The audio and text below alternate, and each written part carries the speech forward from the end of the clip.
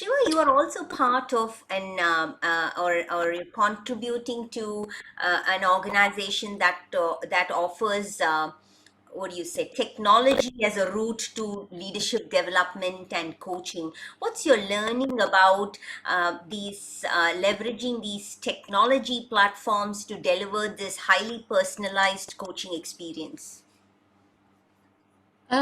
I think that's going to be the future because there are that many coaches and so many people to be coached. And if you want to be able to do that and reach out to more people, you want to democratize coaching. But right now, for example, it's very only available to the C-suite members of the very top leadership and not available to people down below.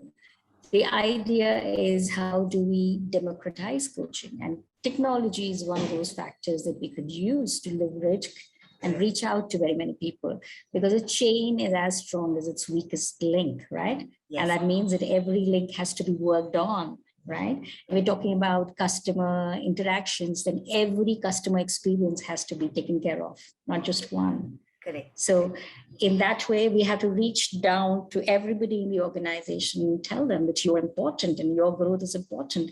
And I think what the millennials and zillennials are looking for is also, does this organization help me grow? Is it invested in me as I am invested in my organization? And I think one of the best ways to run the point across that we are interested in you or we are invested in you is through the process of coaching.